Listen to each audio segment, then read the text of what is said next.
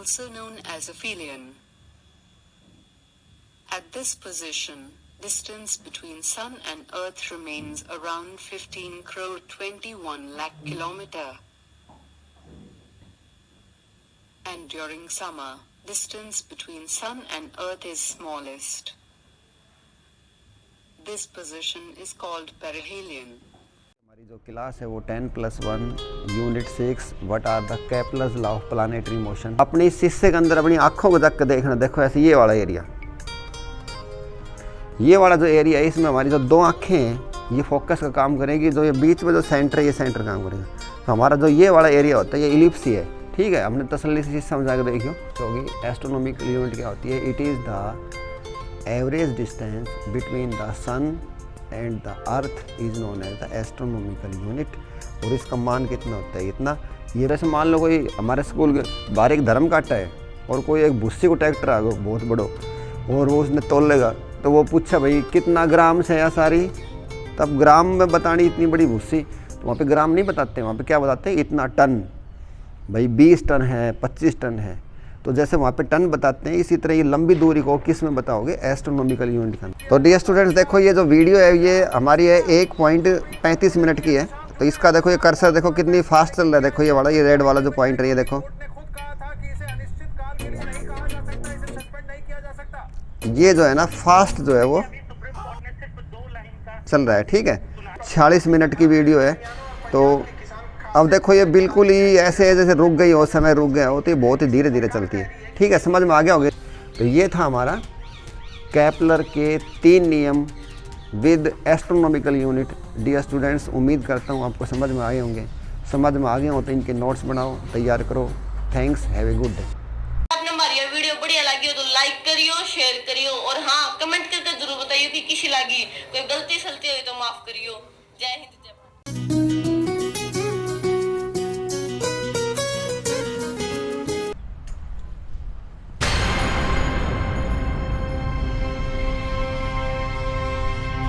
Hello students, how are you. आज की हमारी जो क्लास है वो 10+1 unit 6 what are the Kepler's law of planetary motion. Kepler के कौन कौन से नियम होते हैं इनको हम डिस्कस करेंगे। इसी यूनिट के अंदर हम साथ के साथ सीखेंगे कि एस्ट्रोनॉमिकल यूनिट क्या होती है और लाइट ईयर क्या होती है। तो डियर स्टूडेंट्स मैं बताना चाहता हूँ कि ये दोनों की दोनों डिस्टेंस की यूनिट होती है, ठीक है। इनको भी बताएंगे विस्तार से। तो स्टार्ट करते हैं अपना person. What are the Kepler's law of planetary motion. Kepler जो है एक जर्मन एस्ट्रोनॉमर था, उसने टोटल 3 नियम दिए जिसको हम अलग अलग नाम से बोलते हैं। इसको लॉ ऑफ ऑर्बिट बोलते हैं, इसको लॉ ऑफ एरिया वो बोलते हैं, और जो तीसरा नियम है वो है लॉ ऑफ पीरियड्स। तो जिसके अंदर से जो 3 नियम दिए थे इसने 1609 ईस्वी के अंदर पहले और दूसरे जो दो नियम थे ये सन 1609 ईस्वी में दिए थे। और जो तीसरा नियम था लॉ ऑफ पीरियड्स वो दिया था उन्होंने 1619 ईस्वी में। जो इसका थर्ड लॉ था वो उसके सही 10 साल बाद उन्होंने इसके बारे में बताया। तो क्या होता है ये इनके बारे में सीखेंगे। तो डियर स्टूडेंट्स हमारा जो सोलर सिस्टम है इसके अंदर जो सूर्य है, सूर्य के चारों तरफ प्लैनेट्स ऐसे चक्कर लगाते रहते हैं, घूमते रहते हैं डायरेक्टली इनडायरेक्टली। तो उसको समझाने के लिए 3 नियम बताए गए। तो वो समझाएं उससे पहले थोड़ा जनरल नॉलेज की बात कर लेते हैं। तो देखो ये है सर्कल। सर्कल की क्या खासियत होती है, इसके अंदर एक सेंटर होगा, ये इसकी रेडियस है। तो किसी भी पॉइंट के ऊपर चले जाओ, किसी पॉइंट पर चले जाओ, सारी की सारी दूरी बराबर होती है, इनको हम रेडियस बोलते हैं, ठीक है। सर्कल तो समझ में आ गया। लेकिन इसी सर्कल को मैं अगर थोड़ा ऐसे यूँ दबाऊँ, इसको थोड़ा फ्लैट करूँ तो ये ऐसा बन जाएगा, और वो जो आकृति बनेगी उस आकृति का नाम होता है इलिप्स। इलिप्स का मतलब अंडाकार आकृति। तो इसकी क्या खासियत होती है इलिप्स की। इलिप्स के अंदर एक सेंटर और 2 फोकस होते हैं, एक ये हो गया, एक ये हो गया फोकस। और फोकस जो है, फोकस का मतलब होता है एक पॉइंट, ठीक है। और फोकस का जो बहुवचन होता है उसको बोलते हैं फोकाई। ये इसकी प्लूरल होती है। प्लूरल का मतलब इसको बहुवचन। फोकस क्या है, एक वचन। और देखो इलिप्स के अंदर कितने फोकस होते हैं, 2 होते हैं। एक फोकस ये हो गया, एक फोकस ये हो गया। और बीच में इसका सेंटर हो गया, तो इसको हम बोलते हैं इलिप्स।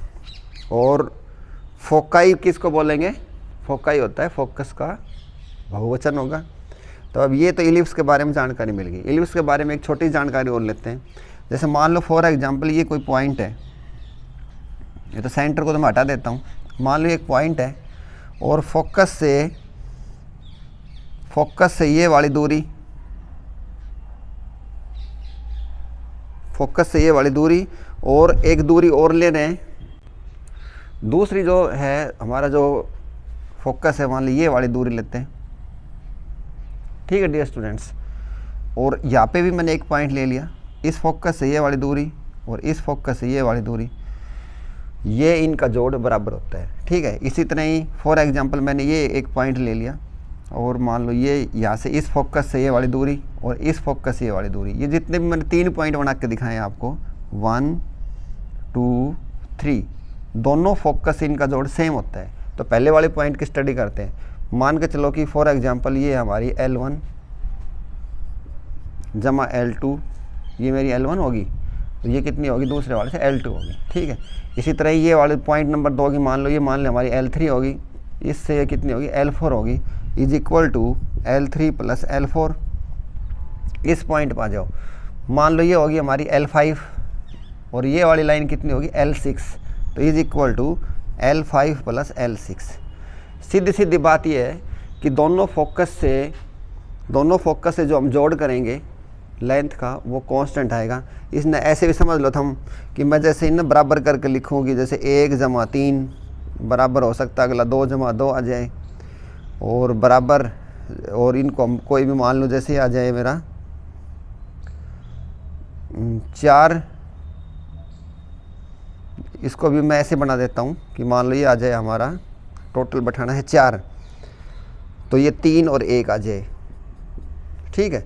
तो ये इलिप्स की खासियत होती है, ठीक है। इलिप्स के ऊपर जो भी पॉइंट लोगे, ये मान लो कोई भी पॉइंट ले लिया, दोनों फोकस से ये दूरी और ये दूरी, इनका जोड़ कांस्टेंट होता है। कितने भी पॉइंट ले लो, कितनी बना लो।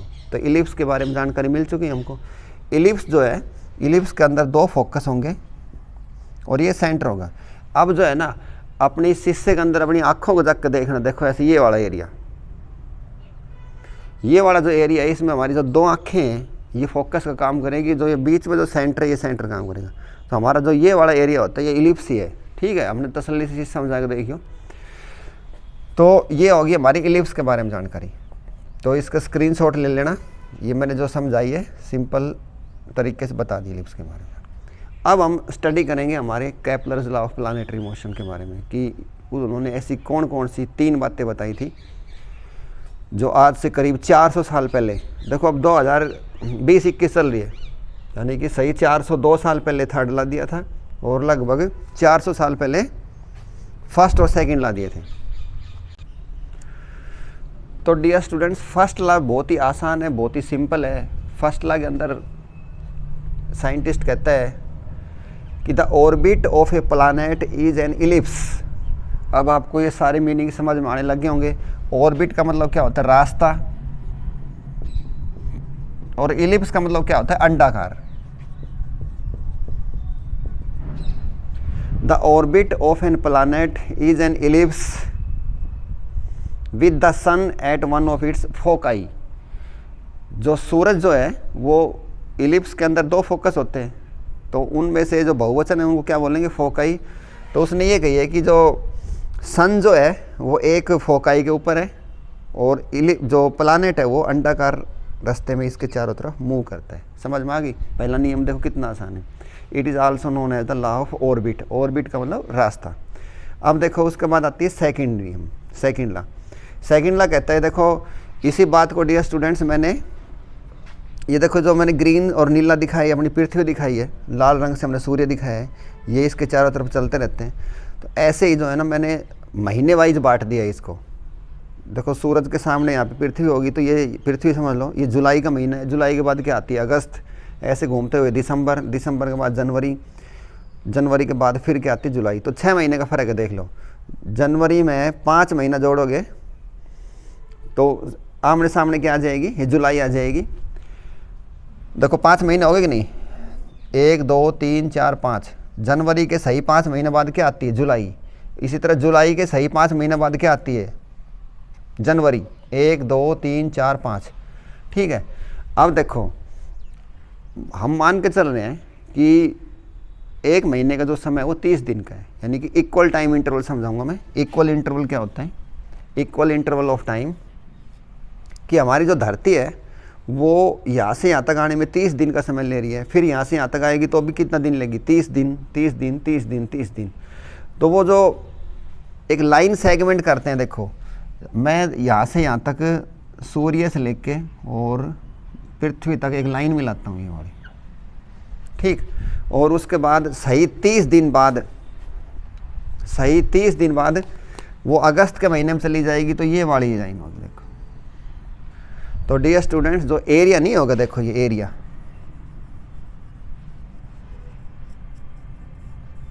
ये जो एरिया हो गया, उसके बाद बताओ क्या होगा? उसके बाद आप कहोगे सर फिर वही 30 दिन आएंगे और सितंबर का महीना आएगा, तो ये आपने सितंबर की लाइन खींच दी। तो अब नया एरिया ये वाला हो गया, देखो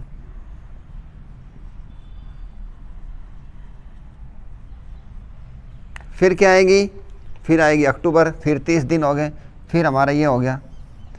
और अब नया एरिया देखो ये हो गया, अब नया एरिया हो गया हमारा ये वाला।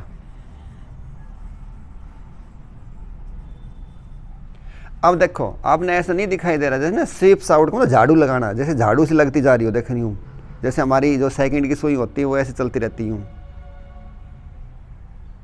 इसी तरह देखो हमारी जो ग्रह है, हमारी पृथ्वी है, वो ऐसे सूर्य की चारों तरफ ऐसे झाड़ू से लगाती चल रही, देखो। तो बस ये नियम अब आपको समझ में आने वाला है। देखो क्या लिखा है, a line segment joining a planet and the sun. Planet 8 होते हैं, इनमें से कोई भी, जरूरी नहीं धरती की ही हो। And the sun sweeps out equal area during equal interval of time. एक समान समय के अंदर जो ग्रह होगा, जो प्लानेट होगा, वो इक्वल एरिया जो है वो स्वीप करेगा। अब तो यहाँ पे हमने एक बात और सीखने की है। तो देखो अब कोई कहे सर हमें क्या पता है कि ये एरिया बराबर है। आपने तो ये, और देखो मान लो उसके बाद देखो यहाँ आ जाओ कि भाई दिसंबर,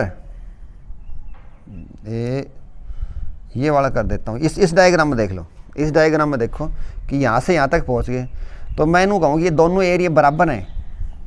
ये एरिया A1, ये A2। मान लो मैं कहूँगी दोनों A1 बराबर A2, तो आप न होगे सर आप मजाक कर रहे हो, ये कैसे बराबर है? अरे मेरा भाई देखो, मान लो हमने कोई एक 100 गज को प्लाट बनाना है, तो उसका एरिया इस प्रकार से है, 900 बैठाना है, 900। तो 20 फुट चौड़ा हो, 45 फुट हो ऐसा, तो 45 गुना 20 कितना हो गया? 900। 900 को 9 से भाग करो, कितना हो गया? 100 फुट का, 100 गज का। तो ये 100 गज का प्लाट हो गया। ऐसा भी होता है 100 गज का प्लाट 90 और बैठाना है, देखो ऐसा भी होता है। ऐसा का मतलब 30 भी 900 होगी, 900 को 9 से भाग करोगे तो कितना आ जाएगा? 100 गज का प्लाट है। तो कोई नहीं होगा कि सर ये तो देखो ये ऐसा था, ये ऐसा था। कोई बात नहीं भाई, एरिया तो बराबर है। अब आपने ये इसकी शक्ल देख रही है, यो भी 100 गज को प्लाट है, यो भी 100 गज को प्लाट है, लेकिन इनका ये वाला कम ज़्यादा है। देखो इसमें ये ज़्यादा है इसका। तो इक्वल एरिया समझ में आ गई बात। ये सभी एरिया बराबर हैं, यानी कि सारी बात सीधी सी है कि ये सारा 100 गज का प्लाट है। ये भी 100 का, ये भी 100 का, ये भी 100 का, अगला जो आएगा वो कितना होगा? वो भी 100 का होगा। ऐसे होते हैं, ठीक। तो ये तो थी हमारी इसकी लॉ ऑफ एरियाज।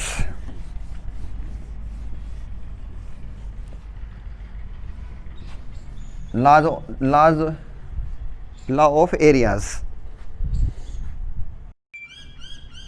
तो डियर स्टूडेंट्स, हमारा जो सेकंड लॉ है, सेकंड लॉ के अंदर ये बताते हैं कि जब कोई भी प्लानेट सूर्य से दूर होगा तो वो धीरे धीरे चलेगा, और जब सूर्य के पास होगा तो वो तेज़ चलेगा। तो हम कहोगे सर बड़ी अजीब बात है, कैसे वो अपनी स्पीड बढ़ाता होगा? उसको अभी समझेंगे इसी के अंदर। ये इसी नियम का सेकंड पार्ट है, ये मैंने लिख दिया यहाँ पे। A planet near the sun moves fast, पता नहीं उसने गर्मी तो नहीं लगे है। And away from the sun moves slow, वो सूर्य से दूर होगा तो वो धीरे धीरे चलेगा। यानी यहाँ पे उसकी जो होगी वो चाल जो होगी वो धीरे होगी, और यहाँ पे क्या होगी? तेज़ होगी। तो इस बात को हम समझेंगे।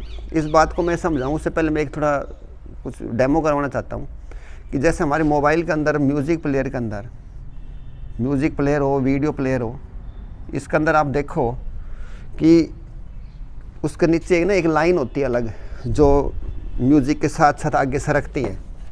जैसे देखो ये हो गया हमारा मोबाइल फ़ोन और ये होगी उसकी वीडियो वाली लाइन, कोई भी गाने वाली लाइन होगी, और ये दूसरा इसका सेकंड पार्ट लूँगा मैं,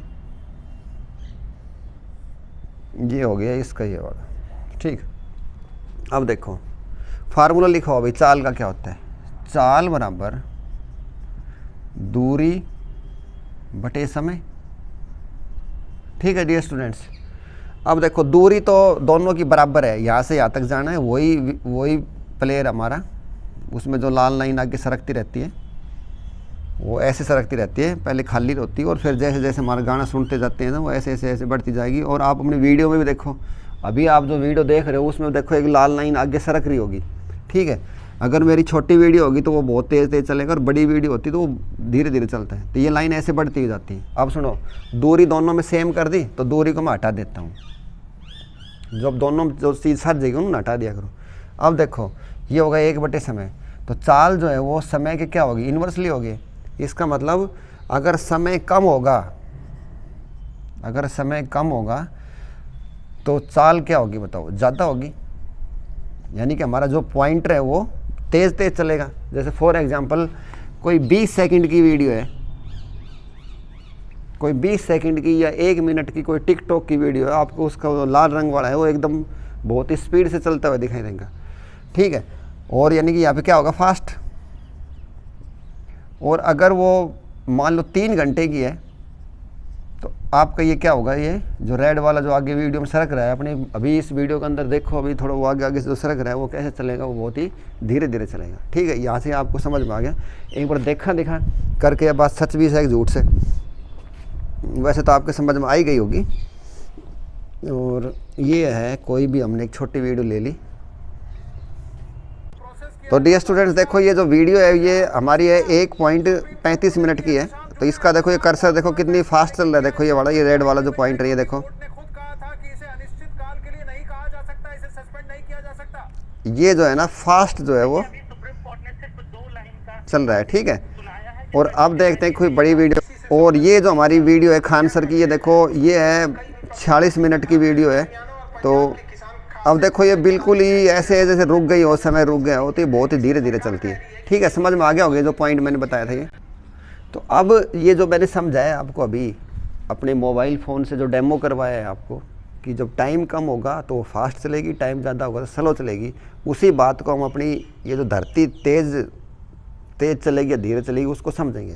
देखो वही फार्मूला मैं लिखता हूँ जो ऊपर लिखा था, चाल बराबर दूरी बटे समय।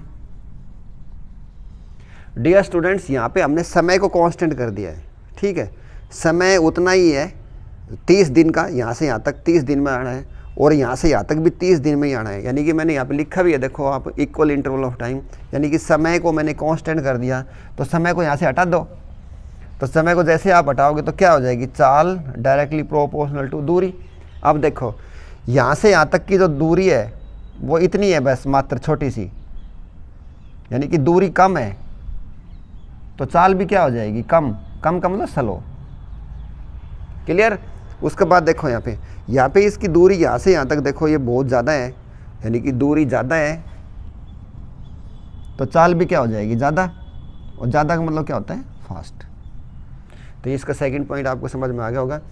ए planet near the sun moves fast and away from the sun moves slow. समझ में आ गई। तो ऐसे ये 2 इसके हम नियम स्टडी कर लिए हैं कि केपलर के 2 नियम थे। केपलर का एक तीसरा नियम और भी है, लॉ ऑफ पीरियड्स, उसको भी अभी डिस्कस करते हैं, जो उन्होंने 10 साल बाद इसके बारे में बताया था, हम तो 10 मिनट बाद ही बता रहे हैं। तो डियर स्टूडेंट्स हम इसका तीसरा जो नियम है केपलर का वो उसको स्टडी करते हैं अभी।